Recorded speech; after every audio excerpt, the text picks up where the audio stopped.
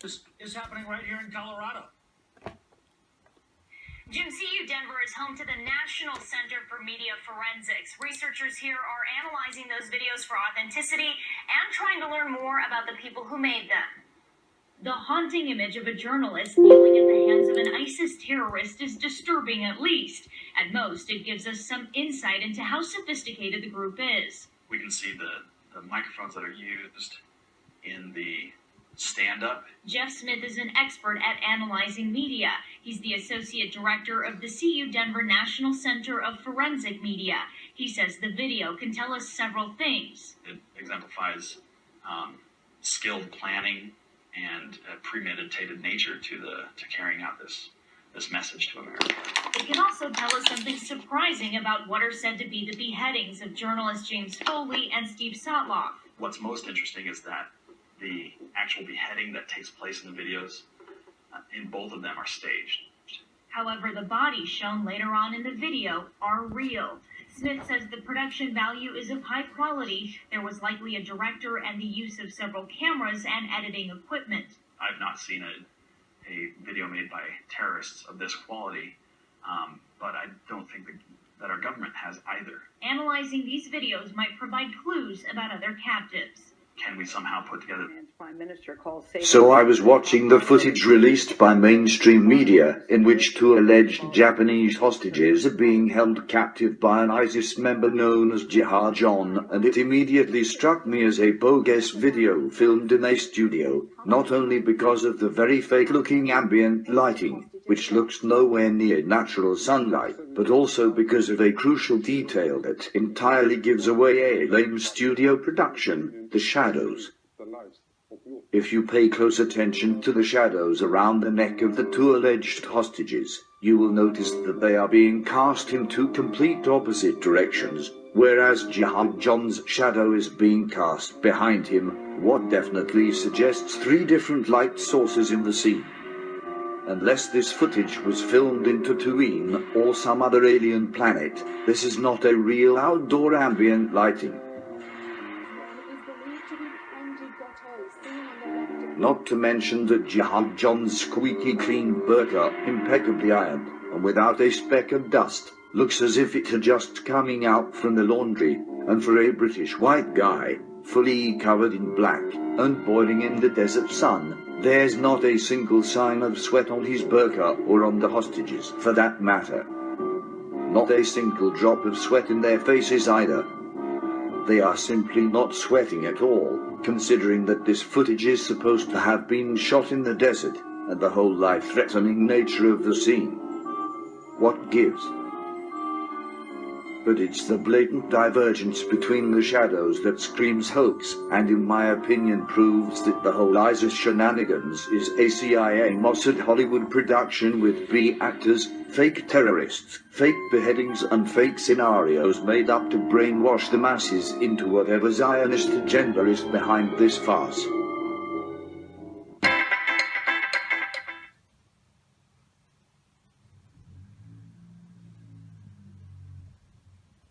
Abu Bakr al-Baghdadi, so-called Caliph, the head of Islamic State in Iraq and the Levant, is not only an agent of Mossad. The Israeli named Simon Elliott, or Elliot Shimon, published site American Veterans Today a report in which he said that the leader of the Daesh, Abu Bakr al-Baghdadi, is not only an agent of Mossad. The Israeli named Simon Elliott, or Elliot Shimon, was trained to head the organization Daesh in order to spread chaos in the Arab countries neighboring Israel.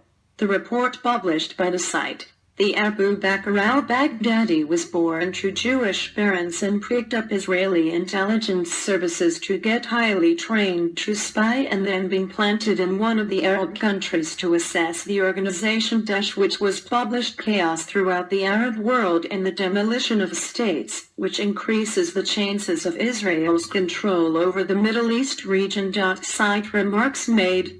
by Edward Snowden America, who leaked details of spyware for the National Security Agency of America last month to a newspaper. He claimed Snowden to organize Daesh, not only the product of an American plan. Israeli and British aims to collect a majority of the world's mujahideen extremists within one organization, to spread chaos in the Middle East and the destruction of nations, which gives Israel and the Western world a greater opportunity to control the wealth of the region. Another source corroborates this statement, the site TG Press. With photo support, an Iranian media discovers the true identity of the Emir Daesh, a trained Zionist agent. Iranian intelligence discovered the true and full identity of the Emir Daesh, which is known under the name Abu Bakr al-Baghdadi. His real name is Elliot Shimon. Its role in Mossad's secret agent in the Zionist espionage. His false name Ibrahim ibn Awad ibn Ibrahim al-Badri al-Ridoi Hosseini. The plan get into the military and civilian heart of the countries that are declared as a threat to Israel in order to destroy, to facilitate thereafter the takeover by the Zionist state on the entire area of the Middle East in order to establish Greater Israel.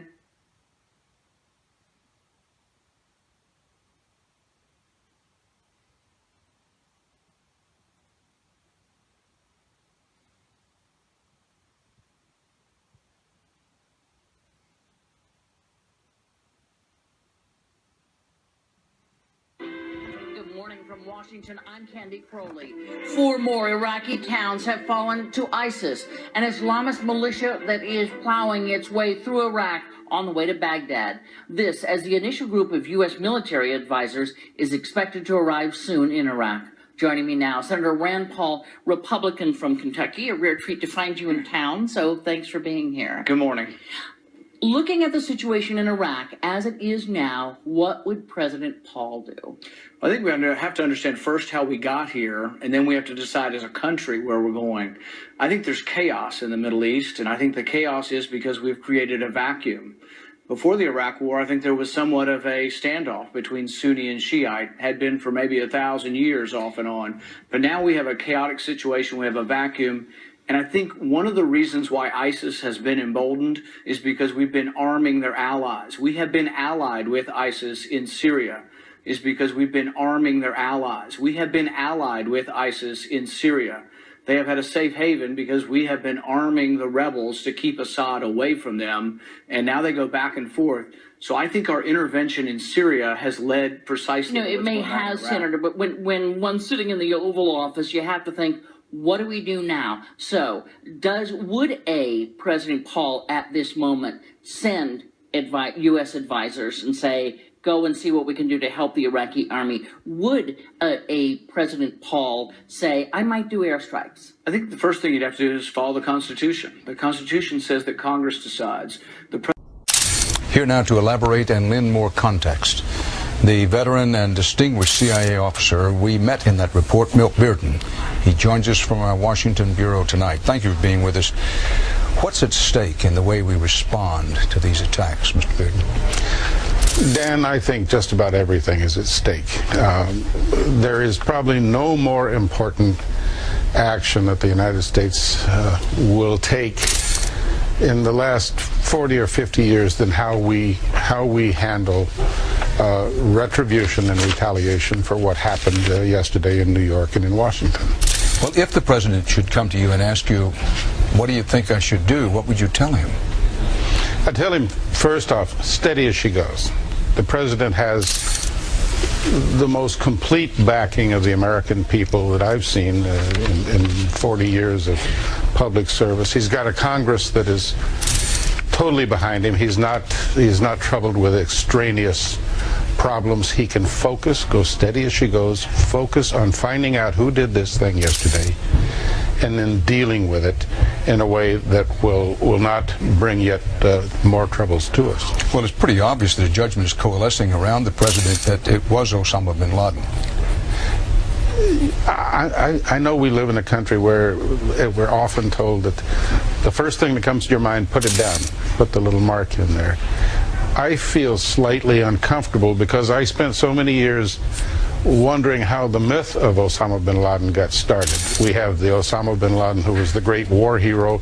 In Afghanistan, we have Osama bin Laden who was trained by CIA, funded and supported by CIA during 3 years of war. I was there at the same time bin Laden was there. He was not the great warrior that went and fought the Soviet Union to a standstill. In Afghanistan, we have Osama bin Laden who was trained by CIA, funded and supported by CIA during 3 years of war. I was there at the same time bin Laden was there. He was not the great warrior that went and fought the Soviet Union to a standstill.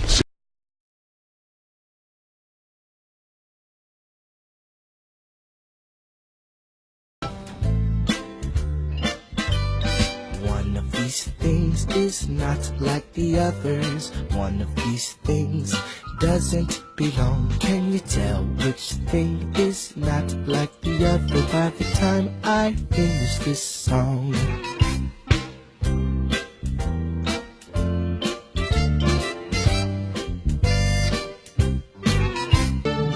On the morning of September 11th, 2001, 19 men armed with box cutters, directed by a man on dialysis in a cave fortress halfway around the world using a satellite phone and a laptop, directed the most sophisticated penetration of the most heavily defended airspace in the world, overpowering the passengers and the military combat-trained pilots on 4 commercial aircraft before flying those planes wildly off course for over an hour without being molested by a single fighter interceptor. These 19 hijackers, devout religious fundamentalists who like to drink alcohol, snort cocaine, and live with pink-haired strippers, managed to knock down 3 buildings with 2 planes in New York, while in Washington a pilot who couldn't handle a single-engine Cessna was able to fly a 757 in an 8,000-foot descending 270-degree corkscrew turn to come exactly level with the ground, hitting the Pentagon in the budget analyst office where DoD staffers were working on the mystery of the $2.3 trillion that Defense Secretary Donald Rumsfeld had announced missing from the Pentagon's coffers in a press conference the day before, on September 10th, 2001.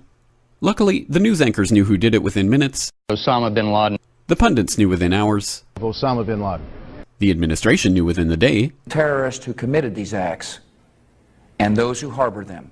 And the evidence literally fell into the FBI's lap. That a hijacker's passport was found blocks from the World Trade Center crash site, if you can believe that. But for some reason, a bunch of crazy conspiracy theorists demanded an investigation into the greatest attack on American soil in history. That investigation was delayed, underfunded, set up to fail, a conflict of interest, and a cover-up from start to finish. It was based on testimony extracted through torture, the records of which were destroyed. It failed to mention the existence of WTC-7, Able Danger, P-TECH, Sibel Edmonds, OBL and the CIA, and the drills of hijacked aircraft being flown into buildings that were being simulated at the precise same time that those events were actually happening. It was lied to by the Pentagon, the CIA, the Bush administration, and as for Bush and Cheney, well, no one knows what they told it because they testified in secret, off the record, not under oath, and behind closed doors. It didn't bother to look at who funded the attacks because that question is ultimately of little practical significance. Still, the 9/11 Commission did brilliantly, answering all of the questions the public had, except most of the victims' family members' questions, and pinned blame on all the people responsible, although no one so much as lost their job, determining the attacks were failure of imagination. Because nobody in our government, at least, and I don't think the prior government that could envision flying airplanes into buildings. Except the Pentagon, FEMA, NORAD, and the NRO. The DIA destroyed 2.5 terabytes of data on Able Danger, but that's okay because it probably wasn't important. The SEC destroyed their records on the investigation into the insider trading before the attacks, but that's okay because destroying the records of the largest investigation in SEC history is just part of routine record keeping. NIST has classified the data that they used for their model of WTC-7's collapse, but that's okay because knowing how they made their model of the collapse would jeopardize public safety. The FBI has argued that all material related to their investigation of 9/11 should be kept secret from the public, but that's okay because the FBI probably has nothing to hide. This man never existed, nor is anything he had to say worthy of your attention, and if you say otherwise, you are a paranoid conspiracy theorist and deserve to be shunned by all of humanity. Likewise him, and her. And her, and her, and him. Osama bin Laden lived in a cave fortress in the hills of Afghanistan, but somehow got away. Then he was hiding out in Tora Bora, but somehow got away. Then he lived in Abbottabad for years, taunting the most comprehensive intelligence dragnet employing the most sophisticated technology in the history of the world for a decade, releasing video after video with complete impunity and getting younger and younger as he did so, before finally being found in a daring SEAL team raid which wasn't recorded on video, in which he didn't resist or use his wife as a human shield, and in which these crack special forces operatives panicked and killed this unarmed man, supposedly the best source of intelligence about those dastardly terrorists on the entire planet. Then they dumped his body in the ocean before telling anyone about it. Then a couple dozen of that team's members died in a helicopter crash in Afghanistan. This is the story of 9/11, brought to you by the media which told you the hard truths about... His head could be seen to move violently forward. And... They took the babies out of the incubators. And... Mobile production facilities. And... The rescue of Jessica Lynch. If you have any questions about this story, you are a batshit paranoid tinfoil dog-abusing baby hater and will be reviled by everyone. If you love your country and or freedom, happiness, rainbows, rock and roll, puppy dogs, apple pie, and your grandma, you will never ever express doubts about any part of this story to anyone. Ever. This has been a public service announcement by the Friends of the FBI, CIA, NSA, DIA, SEC, MSM, White House, NIST, and the 9/11 Commission. In 1976, Osama's older brother Salim bin Laden hired a man in Texas by the name of Jim Bath to handle all the investments in the United States for the bin Laden family. Jim Bath also happens to be a personal, almost lifelong friend and former Air National Guard pilot with George W. Bush. The connections between the Bushes and the bin Ladens become much more clear when George Herbert Walker Bush made trips to Saudi Arabia in 1998 and 2000 to meet with the bin Laden family on behalf of a company called the Carlyle Group.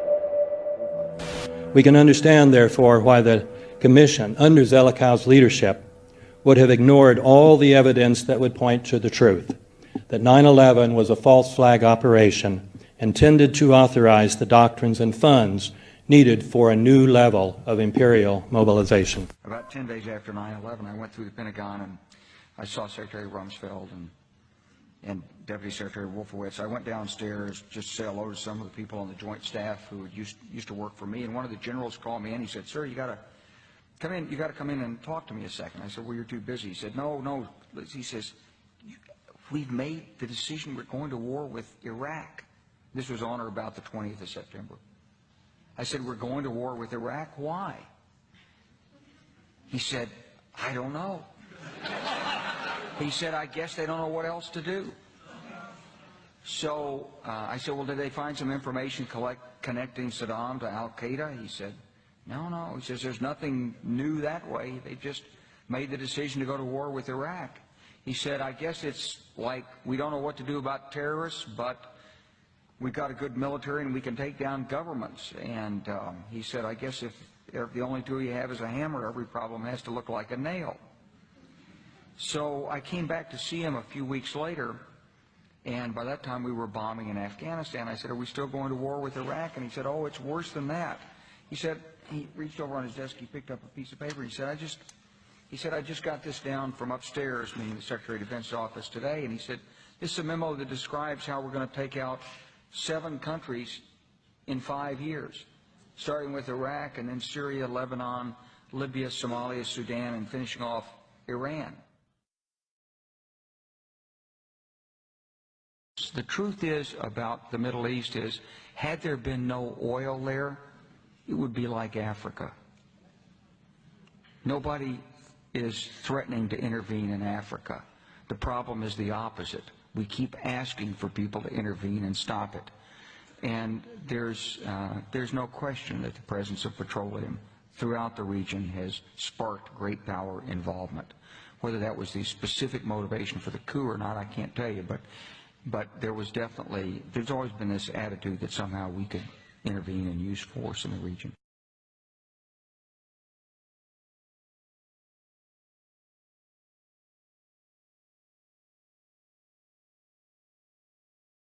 It concludes that Iraq has chemical and biological weapons, that Saddam has continued to produce them, that he has existing and active military plans for the use of chemical and biological weapons, which could be activated within 45 minutes, including against his own Shia population. The United States knows that Iraq has weapons of mass destruction. Any country on the face of the earth with an active intelligence program knows that Iraq has weapons of mass destruction. There is no doubt that Saddam Hussein now has weapons of mass destruction.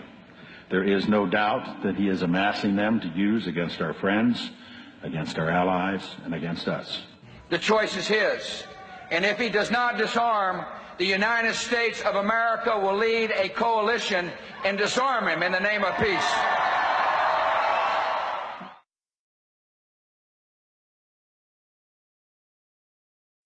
Saddam Hussein aids and protects terrorists, including members of Al-Qaeda. Secretly and without fingerprints, he could provide one of his hidden weapons to terrorists or help them develop their own. Before September the 11th, many in the world believed that Saddam Hussein could be contained. The war on terror is, you can't distinguish between Al-Qaeda and Saddam when you talk about the war on terror. We've learned that Iraq has trained Al-Qaeda members in bomb making and poisons and deadly gases. He's a threat because he is dealing with Al-Qaeda. We know that Iraq and Al-Qaeda have had high-level contacts.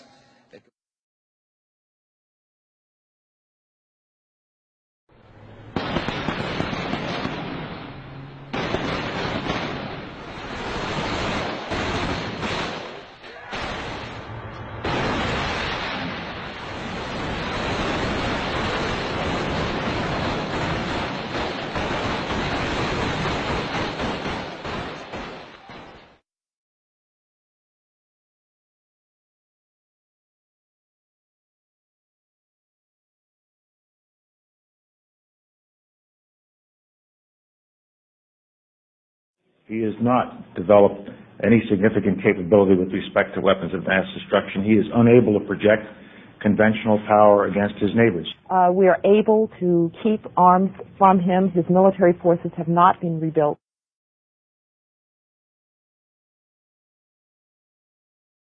It appears that there were not weapons of mass destruction there. You said you knew where they were. I did not. We know where they are. They're in the area around Tikrit and Baghdad and east, west, south, and north somewhat. You said you knew where they were, near Tikrit, near Baghdad, and north, east, south, and west of there. Those are your words. And my words were, we know where they are. They're in the area around Tikrit and Baghdad and east, west, south, and north somewhat. The Senator's got his facts wrong. I have not suggested there's a connection between Iraq and 9/11. With respect to 9/11, of course, you've had the story that's been public out there. The Czechs alleged that Mohammed Atta, the lead attacker, met in Prague with a senior Iraqi intelligence official 5 months before the attack. He said there were three main reasons for going to war in Iraq: weapons of mass destruction, the claim that Iraq was sponsoring terrorists who had attacked us on 9/11, and that Iraq had purchased nuclear materials from Niger. All three of those turned out to be false.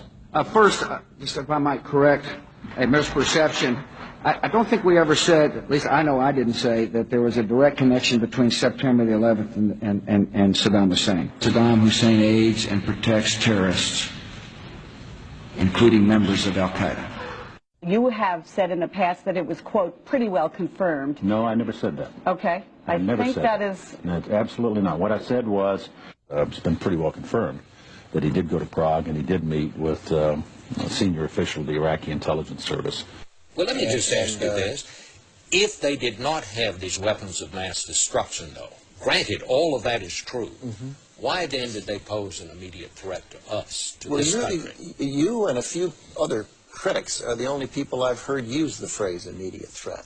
That he has existing and active military plans for the use of chemical and biological weapons, which could be activated within 45 minutes. Active chemical munitions bunkers, mobile production facilities. The United States knows that Iraq has weapons of mass destruction. The reason I keep insisting that there was a relationship between Iraq and Saddam and Al-Qaeda, because there was a relationship between Iraq and Al-Qaeda. What did Iraq have to do with what? The attack on the World Trade Center. Nothing. You know, what has been happening as we debate the number of troops, as we debate whether to withdraw, is also this continual debate over the intelligence leading up to the war. And I know you've said you believe that it's wrong to question the motives or the honesty of administration officials, but I have a different question for you. If you had known that no weapons of mass destruction would be found, would you have advocated invasion? I didn't advocate invasion. You didn't? No, I wasn't asked. If you read all the books and the things... You weren't, but why weren't you asked? That's very puzzling. Well, I'm sure the president understood what my views were, but as a technical matter, did he ever look and say, What should we do? Should we go do this or not do that? This is something that the president thought through very carefully. Are you trying to distance yourself from the war with that? Of course not. I agreed completely with the decision to go to war. And I said that 100 times. And don't even suggest that. I'm just asking. Yeah, well, you know better. Look, the interesting thing to me about the pre-war intelligence is clearly it was wrong. Every statement I make today is backed up by sources, solid sources.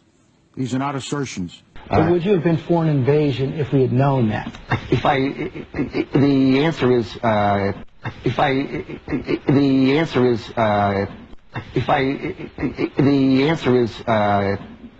probably yes.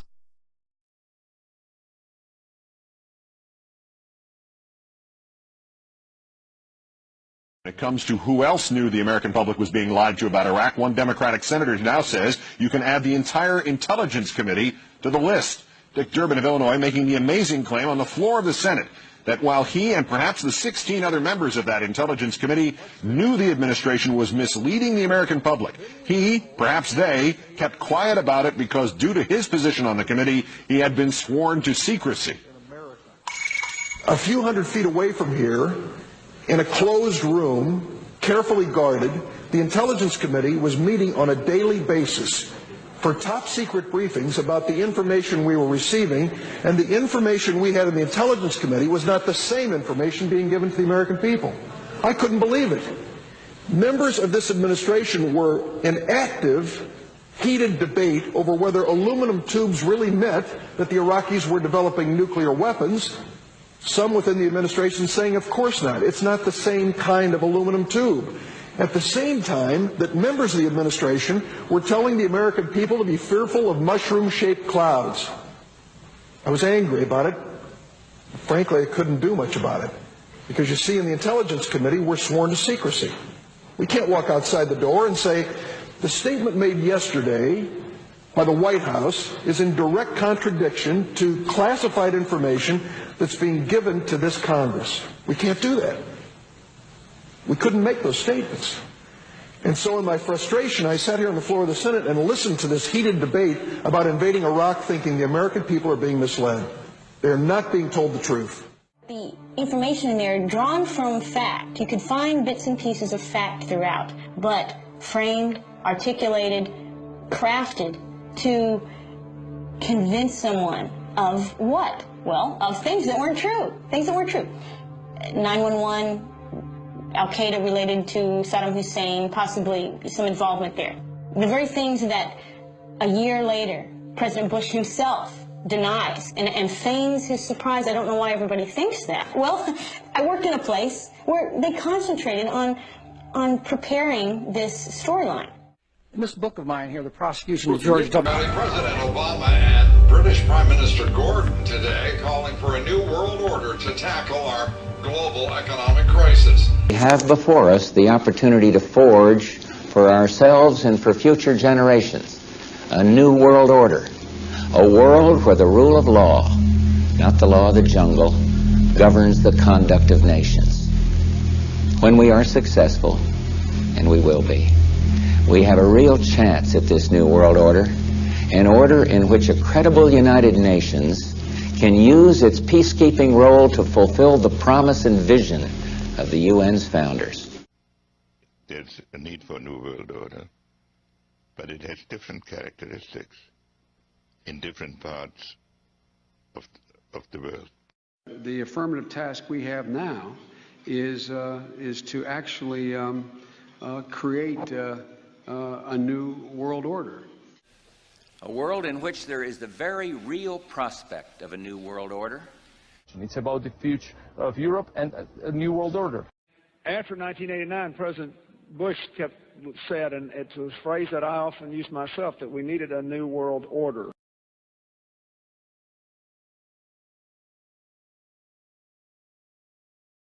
And the hope that each of us has to build a new world order. The pieces are in flux. Soon they will settle again. Before they do, let us reorder this world around us. So that the problem of the Bush presidency will be the emergence of a new international order. Within the next 4 years, we will see the emergence of a new international order. The beginning.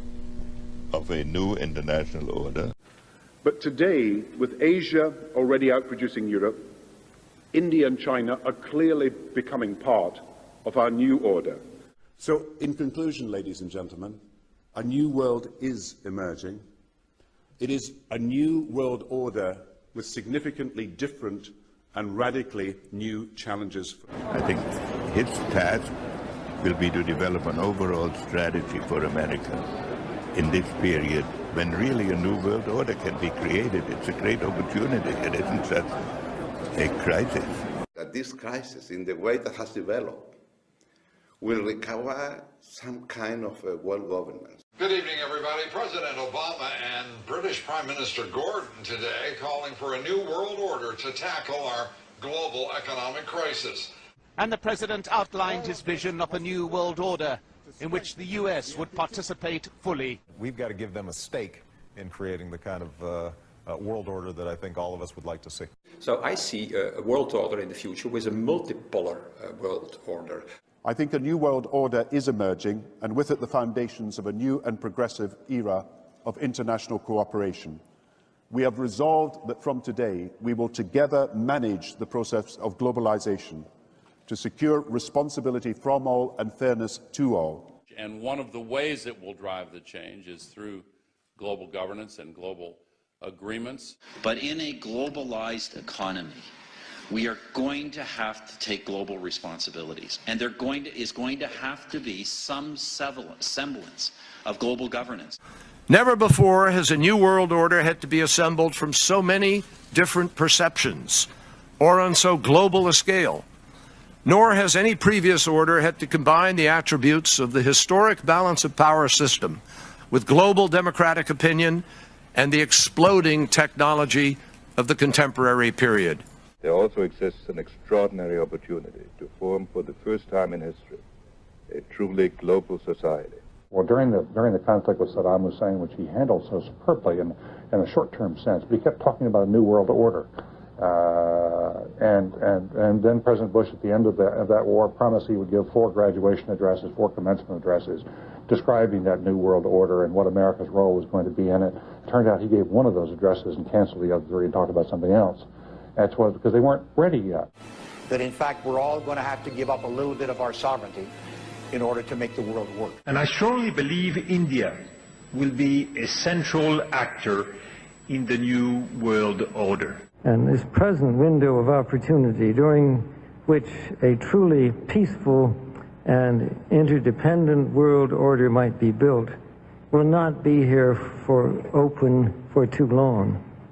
Already there are powerful forces at work that threaten to destroy all of our hopes and efforts to erect an enduring structure of global cooperation. Are you optimistic a global system can happen from what we've heard so far? It could happen, and in fact it's in the works. Just one thing, we could go on about how your family committed all these acts against society, but we just want to let you know the New World Order has no legitimacy, and that we as a people are not afraid, and we are waking up to the robber barons and the big banksters who are looting this economy with the Federal Reserve. Well, we just want to let you know the New World Order has no legitimacy, and that we as a people are not afraid, and we are waking up to the robber barons and the big banksters who are looting this economy with the Federal Reserve. Well, it's been a long time coming, but tonight, because of what we did on this day, in this election, at this defining moment, change has come to America. All right, folks, there's a lot going on right now. Decisions being made that are unprecedented and will have an overreaching impact on what it means to live in the United States of America. Both the Senate and the House of Representatives have just overwhelmingly passed the National Defense Authorization Act. Squeezed into this military funding bill are 2 provisions that give the military not just lots and lots of money, but lots and lots of power as well. A new generation of surveillance drones could soon be watching us all. The Federal Aviation Administration is expected to announce plans to expand the use of domestic drones in American airspace. Well, get ready to look up at the sky and see drones hovering above. As of now, unmanned aircraft could only be used by military airspace and by certain law enforcement agencies. But this week, Congress passed a bill that would allow for commercial and private use of the drones. I have 2 words for you: predator drones. You will never see it coming.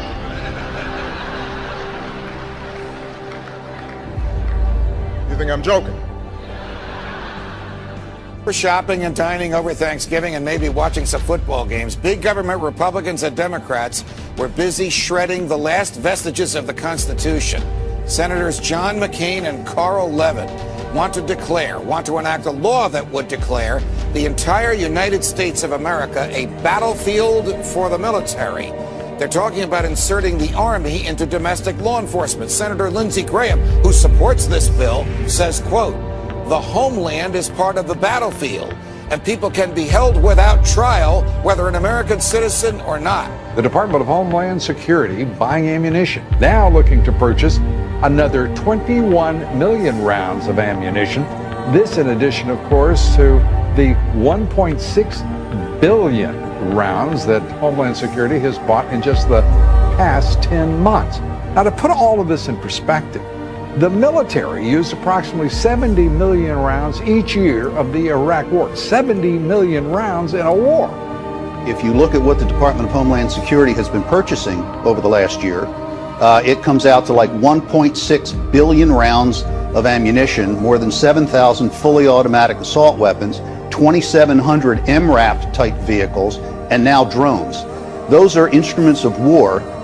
Department of Homeland Security's, who are they going to fight a war against? Something happened.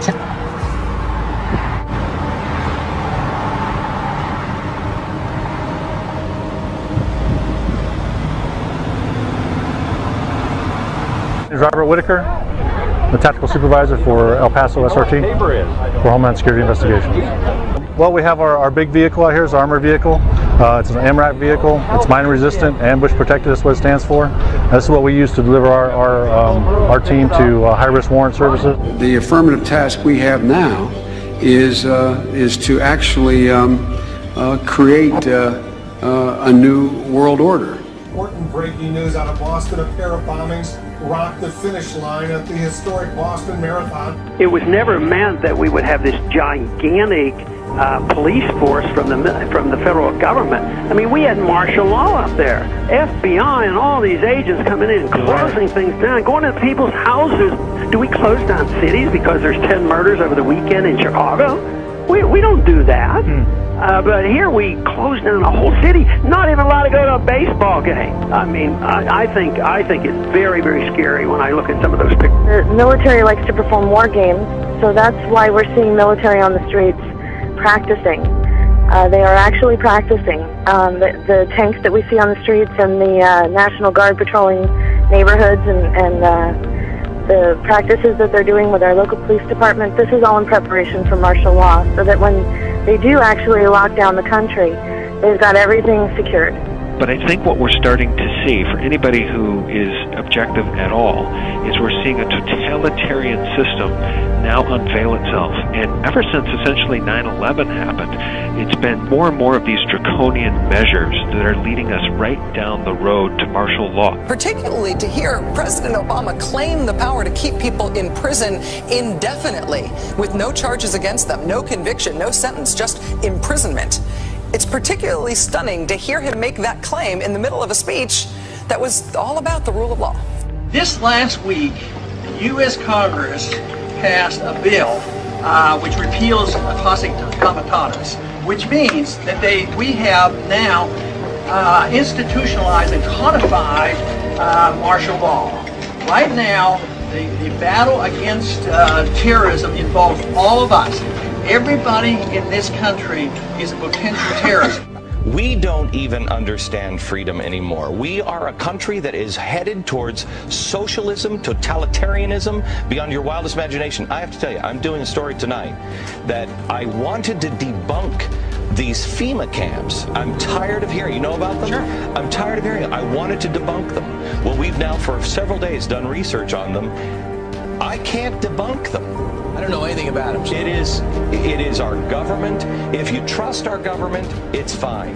If you have any kind of fear that we might be headed towards a totalitarian state, look out, buckle up. There's something going on in our country that is ain't good. And they find a little red dot or a little blue dot on their mailbox, and they wonder what the little red dot and blue dot is. Well, it's marking your mailbox by the government, so when foreign troops come in here on us after martial law, but if you have a blue dot, they take you to the FEMA camps being built by Halliburton right now to house 50 million Americans. They're building enough concentration camps in America by Halliburton. So I'm going to tell all of you, if you have not bought ammunition, if you have not bought guns, go get them now. Go get them now, because you won't be able to get them much longer. Change has come to America. Practice Christianity and you could be court-martialed. That could be the new law of the land for our armed forces, thanks to a proposal by a religious tolerance group that claims Christian evangelists are predators. Is a war on religious liberty within the military, and that the Christianity of service members is now coming under attack by the Obama administration. These two workers have microchips? Right. Well, this is very, very real, and these microchips are about the size of a grain of rice. They get injected into your skin. Futuristic film. Humans injected with a tiny chip holding the key to all of their private information. But as you're about to see in our CBS 46 investigation, it's not fiction. In fact, it's being marketed in Georgia as life-saving technology. Life-saving technology. We have a Florida family who are really pioneers in a brave new world. They have volunteered to be the first ever to have microchip identification devices implanted into their body. It is the first implantable microchip for humans that has multiple security, financial, and healthcare applications. One thing I would just suggest, I'm just an outside, soon-to-be investor. I love this idea, by the way, Scott. I think this... The Northside Independent School District in San Antonio has put tracking chips in the ID badges for more than 4,000 high school students. Well, it looks and sounds like something out of the future, but a new palm scanning device will help Bossier Parish schools keep better track of what children are eating at. The electronic device will be implemented at all Bossier Parish schools. Now we're seeing a complete totalitarian takeover of the United States of America. And we've been talking about this for years now. This is the police state. This is the police state. This is what a total breakdown of our society looks like. But we're seeing all of this intensify. This is all intensifying around the Second Amendment. Should we be able to own guns or not? Let's take guns away from the people. These are very big, very hardcore issues. No matter what your purpose is, you must leave. If you do not disperse, you may be arrested and or subject to other police action.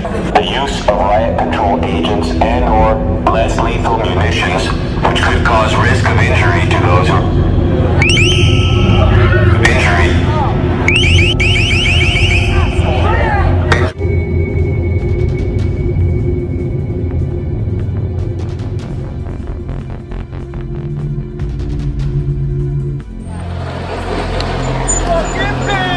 Wall of police now moving in.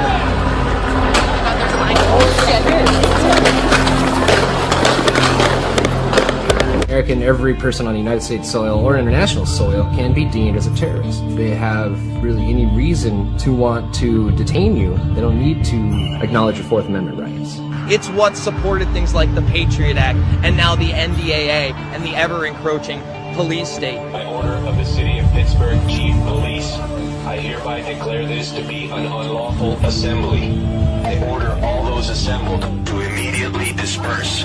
You must leave the immediate vicinity. Urban military training exercises are becoming an increasingly common sight in many U.S. cities. The Department of Homeland Security has spent the past year acquiring more than 1 billion rounds of high-performance ammunition. Do these developments suggest concerns over a potential terrorist attack? Are they preparations for widespread social upheaval? Is there perhaps something even more sinister underway? As an insider at the Department of Homeland Security who described urban warfare training as, quote, desensitizing exercises all across the US, adding that, quote, "We're being prepared for mass civil unrest in major US cities. DoD will be expected to help when we're requested."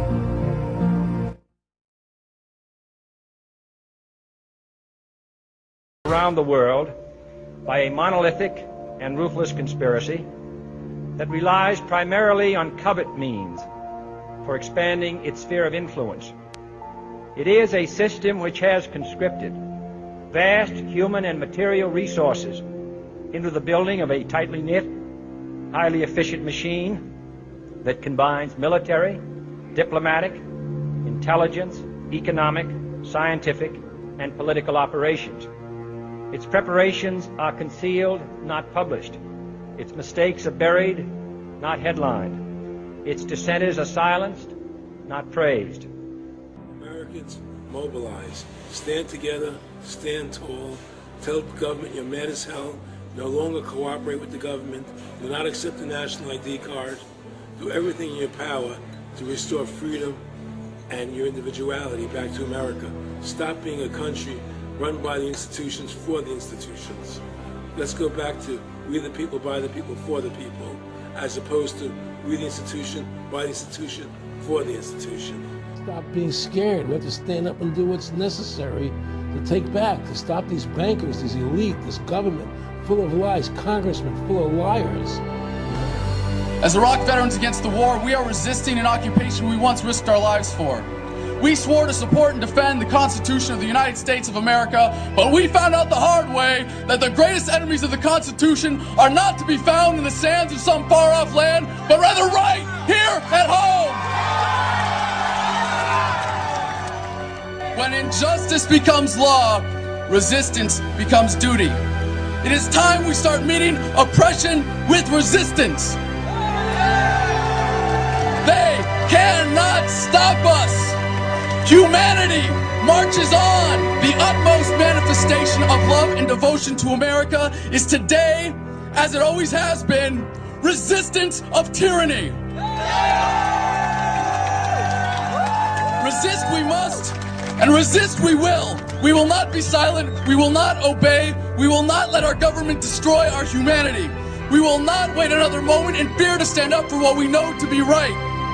It is time we start meeting oppression with resistance. Northwoods, explain that really quick. This is 1962. The Joint Chiefs of Staff signed a document that was planning on having fake attacks on American civilians and blaming it on the Cubans to get us to go to war with Cuba. They were going to blow up a drone jetliner. They were going to send a jet into the air and blow it up. Oh my God! And blame the Cubans for it and get us to go to war with Cuba. Planning on having fake attacks on American civilians. The time when the operation of the machine becomes so odious, makes you so sick at heart that you can't take part. You can't even passively take part. And you've got to put your bodies upon the gears and upon the wheels, upon the levers, upon all the apparatus, and you've got to make it stop. And you've got to indicate to the people who run it, to the people who own it, that unless you're free, the machine will be prevented from working at all. I served with Kilo Company, 3rd Battalion, 8th Marines as an automatic machine gunner. There's a term, once a Marine, always a Marine, but there's also the term, eat the apple, F the core. I don't work for you no more. And I'm a Marine. I took an oath to defend the Constitution. The Constitution! I didn't take an oath to defend these banksters. And I guarantee you, all you devil dogs out there need to rise up and take over this country and defend the Constitution against these punks. Okay, I'm sick of it too, Alex. You know, I'm a Marine, but I'm sick of this. You know, they're using us and they're sucking us dry and they are destroying us.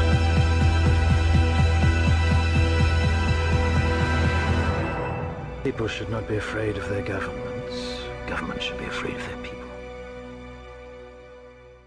Councils of government, we must guard against the acquisition of unwarranted influence, whether sought or unsought, by the military-industrial complex.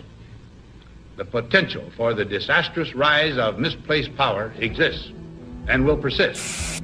We must never let the weight of this combination endanger our liberties or democratic processes.